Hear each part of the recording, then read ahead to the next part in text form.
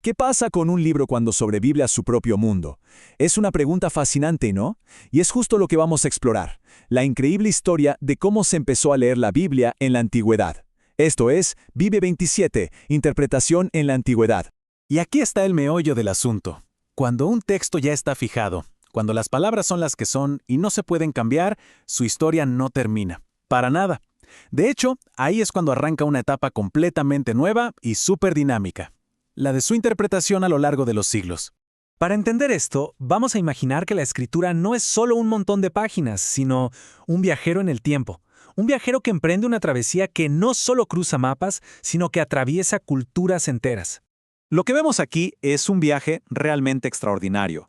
El texto bíblico, que nació en el contexto cultural del antiguo Israel, de repente se encuentra en medio del Imperio Romano. Y ojo, no es un cambio menor, es un verdadero choque de mundos. Es pasar del pensamiento semítico al greco-romano. Y claro, este nuevo mundo trae consigo una fuerza intelectual que lo arrollaba todo: la filosofía griega. Era, por así decirlo, el sistema operativo de la época. Y no solo influyó en las palabras que se usaban, sino que cambió las reglas del juego, la forma misma de razonar y de hacerse preguntas. Entonces, el proceso lo podemos resumir en 3 pasos muy claros. Primero, tienes un texto que ya se ha estabilizado, que está fijo. Luego, agarras ese texto y lo sumerges en un ambiente cultural totalmente distinto. El resultado inevitable, pues que surgen nuevas lecturas. El texto en sí no cambia, pero los lentes con los que se mira son radicalmente diferentes. Ahora, la pregunta es, ¿y cómo eran en la práctica esas nuevas lecturas? Bueno, pues todo se reduce a una tensión fundamental que marcó esa época: el choque entre 2 grandes formas de interpretar las cosas. Pero antes de ver esas 2 formas, es clave que entendamos algo. Para ellos, interpretar no era inventarse significados. Para nada. Era más bien un proceso de traducción cultural. Era tomar las ideas de un texto y, digamos, traducirlas a los nuevos esquemas de pensamiento para que la gente de esa época las entendiera y sobre todo para que siguieran siendo relevantes. Y esa traducción se fue por 2 caminos principales.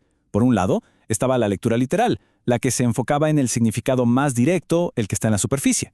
Y por otro, la lectura alegórica, que iba en busca de significados más profundos, más simbólicos.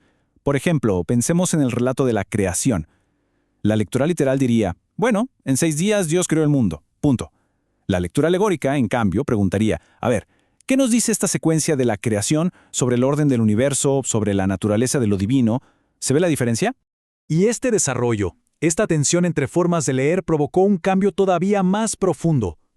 Ya no se trataba solo de cómo se leía el texto, sino de para qué servía. La escritura dejó de ser solamente una colección de historias o de leyes de un pueblo. Se convirtió en la materia prima, en los ladrillos para construir sistemas de pensamiento completos. Se empezó a usar para formular doctrinas teológicas súper complejas, para definir con mucha precisión las creencias y para organizar a las comunidades. Básicamente dejó de ser un simple recuerdo del pasado para convertirse en un plano para construir el futuro. Y esto nos lleva a la idea central de todo este análisis, una idea que lo cambia todo y que se resume perfectamente en esta frase. Aquí ocurre algo importante. La Biblia no solo cuenta historia, se convierte en instrumento para pensar el mundo. Este es el giro definitivo en su función. Aquí podemos ver la evolución completa. El texto empieza siendo una narrativa histórica, el cuento de un pueblo.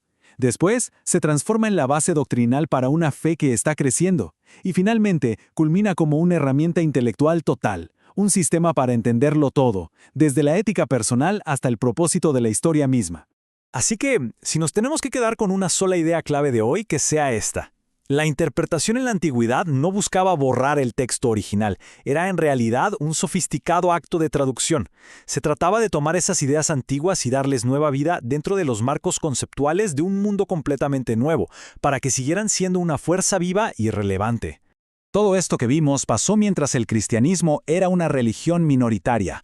Pero, ¿qué pasa cuando esa minoría se convierte en la religión oficial del imperio más poderoso del mundo? Bueno, eso es justo lo que vamos a explorar en nuestro próximo análisis. Vive 28, Biblia e Imperio.